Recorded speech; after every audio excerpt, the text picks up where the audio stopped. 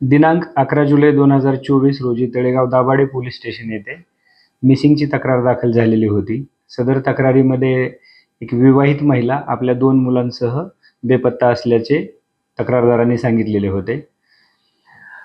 सदर मिसिंगच्या तपासामध्ये विवाहित महिलेचे एका इसमासोबत प्रेम संबंध होते आणि त्यामधून ती प्रेग्नंट असल्याचे दिसून आल्याने तिच्या प्रियकराच्या सांगण्यावरून ती प्रियकराच्या मित्रासोबत कळंबोली जिल्हा ठाणे या ठिकाणी गर्भपात करण्यासाठी गेलेली होती आणि त्या ठिकाणी उपचारादरम्यान तिचा मृत्यू झाला. मृत्यू झाल्यानंतर प्रियकराच्या मित्राने तो मृतदेह व तिच्या 2 मुलांना परत तळेगाव दाभाडे या ठिकाणी घेऊन आला आणि प्रियकराच्या मदतीनं त्या दोघांनी मिळून, प्रियकर आणि प्रियकराचा मित्र या दोघांनी मिळून सदर महिलेचा मृतदेह नदीमध्ये फेकून दिलेला आहे. त्याचबरोबर ही घटना पाहत असताना महिलेची दोन्ही मुलं रडत होती आणि त्यामुळं या दोन्ही मुलांनाही जिवंतपणे पाण्यामध्ये या 2 आरोपींनी फेकून दिलेलं आहे.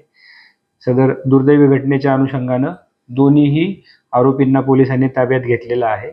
आरोपींनी गुन्ह्याची कबुली दिलेली असून त्यांना अटक करण्यात आलेली आहे आणि पोलीस न्यायाधीशासमोर हजर केलं असता त्यांना 30 तारखेपर्यंत पोलीस कोठडी दिलेली आहे. ही घटना नेमकी समोर कशी आली आणि उजेडात कशी आली? सदर मिसिंगच्या तपासाच्या दरम्यान बेपत्ता महिलेचे CDR तपासणी केली असता त्यामध्ये हे जे संशयित आरोपी आहेत यांच्याकडे पोलिसांनी विचारपूस केली आणि त्या अनुषंगाने त्यांनी नंतर सदरचा प्रकार केला असल्याची कबुली दिलेली आहे. महिलेच्या घरात कोण कोण असतं आणि ती महिला नेमकी तळेगाव दाभाडे या ठिकाणी कशा पद्धतीने राहत होती?